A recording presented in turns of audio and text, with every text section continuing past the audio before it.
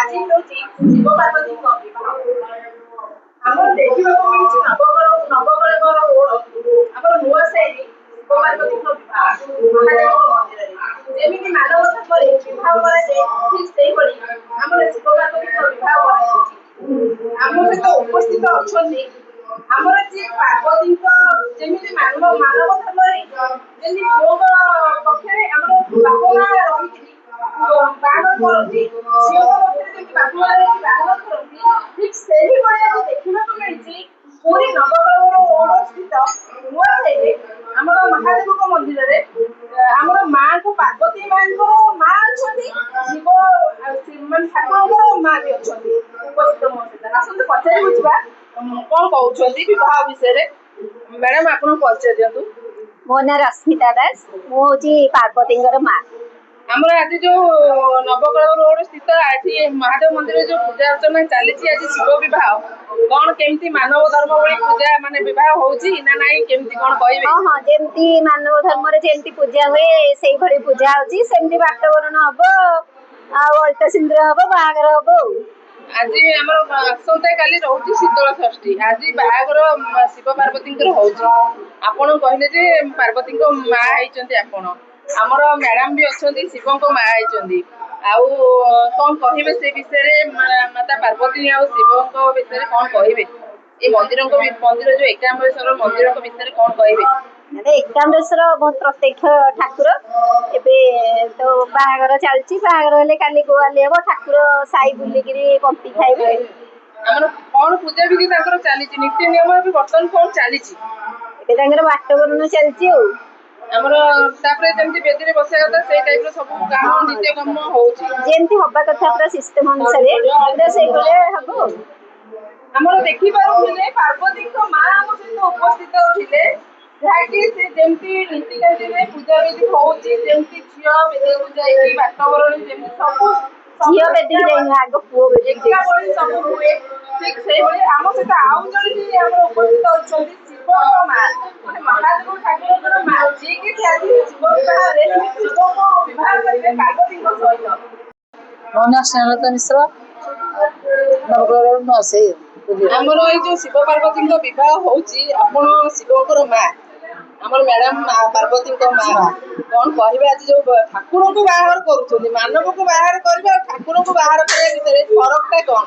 ଘର ପୁରା ଏକା ସର୍ବ ଭଳିଆ, ମଣିଷଙ୍କର ଯେମିତି ଠାକୁରଙ୍କର ସେମିତି ମହାଦେବଙ୍କ ପାର୍ବତୀଙ୍କର ଏକା ସାଙ୍ଗରେ ଯେମିତି ବାହାଘର ହାତ ଗଣ୍ଠି ପଡିଆ, ଯୋଉ କଣ ସେଟା ଅଳତା ସିନ୍ଦୁର ହବା, ଗଇଠାଳ ପଡିଆ, ସବୁ ପ୍ରକାର ଅଛି ତାଙ୍କର ନୀତିକାନ୍ତି ଅଛି। ଭୋଗରାଗ ସବୁ ହବ, ପୁଣି କାଲିକି ଗୁଆଲି ହବ, ଗୁଆଲିରେ ଭୋଗରାଗ ଖାଇବେ ବୁଲିବେ, ଏମିତି ସବୁ ଅଛି ଆଉ। ଆଜି କେତେ ଖୁସି ଲାଗୁଛି ମହାଦେବ ବଢିଆ ମା ହେଇଛନ୍ତି, ଆଜି ସୌଭାଗ୍ୟର କଥା। କଣ କହିବେ ପୁଣି ଆମର କଣ କହିବେ ପ୍ରତ୍ୟକ୍ଷ ଦେବତା ଠାକୁରଙ୍କ ବିଷୟରେ?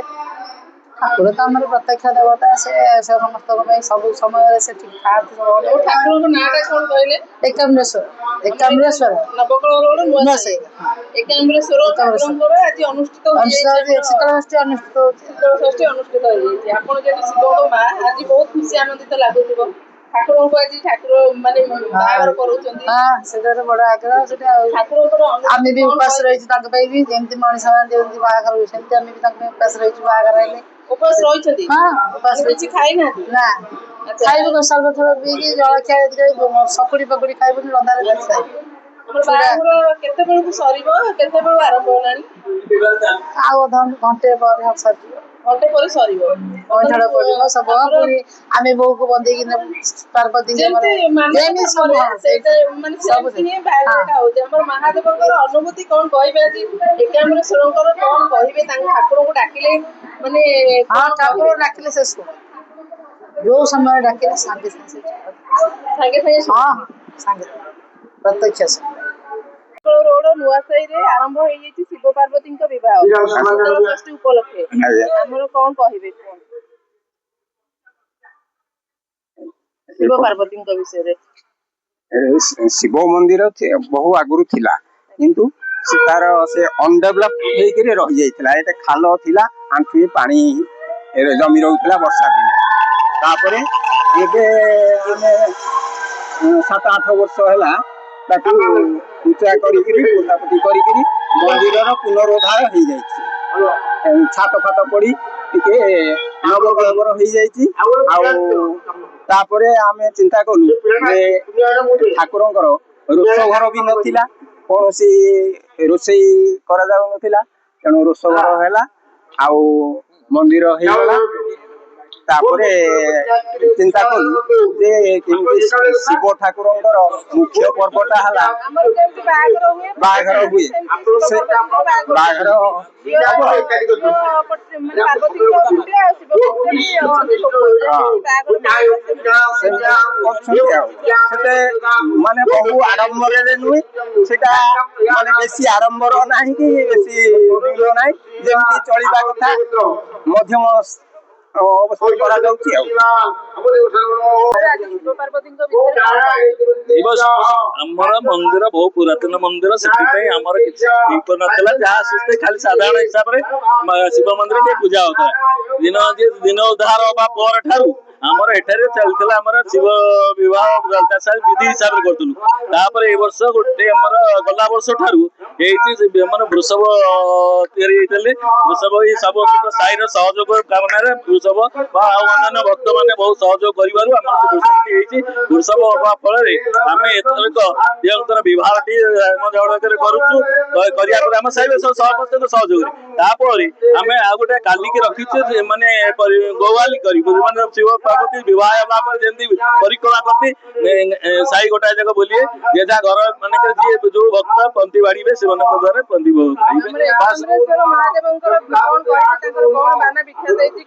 ବାନା ବିଖ୍ୟାତ ଏଠି ଗୋଟେ ଆଗରୁ ଥିଲା। ମୋ ପିଲାବେଳେ ମୁଁ ଜାଣିଛି ଆମର ଯୋଉ ପୁରୁଣା ସାହି ହିସାବରେ ସେଠାରେ ଜଣେ ବ୍ୟକ୍ତି ସେ ତାଲା ଚାବି ତିଆରି କରନ୍ତି। ସେଠି ତାଲା ଚାବି ତିଆରି କରିବା ପରେ ଏଠାରେ ସପ୍ରଭାତ ପରେ ଏଠି ଦନ୍ତାହାତ ହବା ପରେ ଏଠି ଗୁହାରି ପଡିଲା। ଗୁହାରି ପଡିବା ପରେ ସେ ଏଠୁ ବହୁ ଉଦ୍ଧାର ହେଇଛି। ବହୁତ ଏଠି ଯାହା ମାନସିକ ପାଳନ କରନ୍ତି ସେମାନେ ପୂରଣ ହୁଏ। ବହୁତ ଲୋକ ମହାଦେବଙ୍କ ପୂଜା ଅର୍ଚ୍ଚନା ଏଠି ଆରମ୍ଭ କରାଯାଏ। ଶୀତଳ ଷଷ୍ଠୀ ପର୍ଯ୍ୟନ୍ତ ସବୁ କିଛି ହୁଏ। ଶୀତଳ ଷଷ୍ଠୀ ହୁଏ, ଜାଗର ହୁଏ, ଆମର ବାର୍ଷିକ ଉତ୍ସବ ହଉଛି, ଏଇ ପ୍ରକାର ଚାଲିଛି। ଆମର ଯୋଉ ଶିବଙ୍କ ବିବାହ ହଉଛି ମାନବ ଯେମିତି ପୁରା ମାନବ ଯୋଉ ଭଳିଆ ଚାଲିଛି ସେଇଭଳିଆ ଶିବ ପାର୍ବତୀ କାଲି ଗୁହାଲି ହବ। ମାନେ ଶିବ ପାର୍ବତୀ ଆଜି ବିବାହ ସରିଲା ପରେ କାଲି ଯିବେ ସାହି ବୁଲିବେ, ସବୁ ବୁଲିକି ଆଜି ବାହାଘର କରୁଛନ୍ତି, ମାତା ପାର୍ବତୀଙ୍କ ପିତା ହେଇଛନ୍ତି, କେତେ ଖୁସି ଆନନ୍ଦ ଲାଗୁଛି ଆପଣଙ୍କୁ? ଏଇଟା ତ ହଉଛି ଜନ୍ମ ଜନ୍ମର ଗୋଟେ ଫଳ। ଆଉ ଏତେ ଆନନ୍ଦ ଆସୁଛି ଏ ଜିନିଷ। ବହୁତ ସ୍ୱପ୍ନ ଦେଖିଥିଲି ଏ ଜିନିଷଟା କରିବି ବୋଲି ବହୁତ ଦିନ। ଆଜି ଯୋଉ ମନ୍ଦିର ହେଇଛି ବା ଆଜି ଯୋଉ ଶିବ ପ୍ରତିଷ୍ଠା ହେଇଛି, ମହାଦେବଙ୍କୁ ପାଇଛି, ସ୍ୱପ୍ନରେ ମଧ୍ୟ ପାଇଛି।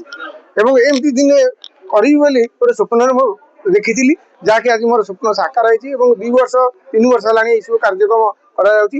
ଏଠି ପରିଚାଳକ ହିସାବରେ ଆମର ଯୋଉ ପ୍ରଶାନ୍ତ କୁମାର ନାୟକ ବାବୁଲି ଏବଂ ଆମର ସାହିର କମିଟି, ପରିଚାଳନା କମିଟି ବହୁତ ଉତ୍ସାହର ସହିତ ଏଇ ସବୁ ପର୍ବ ପାଳନ କରିବେ। ଏବଂ ମତେ ଏଠିକି ଆମନ୍ତ୍ରଣ କରିଥିବାରୁ ଏଇ କାମ କରିବା ପାଇଁ ମତେ ଗୋଟେ ଦେଇଥିବାରୁ, ସୁଯୋଗ ଦେଇଥିବାରୁ ମୁଁ ମଧ୍ୟ ସମସ୍ତଙ୍କ ପାଖରେ ଏବଂ ସର୍ବୋପରି ଆମର ମହାଦେବ ଏକାମ୍ରେଶ୍ୱର ଏବଂ ପାର୍ବତୀଙ୍କ ପାଖରେ ମୁଁ ପୁରା ଋଣୀ। ଏବଂ ସେ ତ ସମସ୍ତଙ୍କର ଋଣୀ କରାଇଦେବେ। ମହାଦେବଙ୍କୁ ଆଶୀର୍ବାଦ ଭିକ୍ଷା କରୁଛି, ଏତିକି ମୋର କାମନା। ଏବଂ ସାହିକି ଆମର ସୁଖରେ ରଖନ୍ତୁ, ସମସ୍ତଙ୍କୁ ସୁଖ ସମୃଦ୍ଧିରେ ରଖନ୍ତୁ, ସୁଖ ଶାନ୍ତିରେ ରଖନ୍ତୁ, ଏଇ ମୋର କାମନା।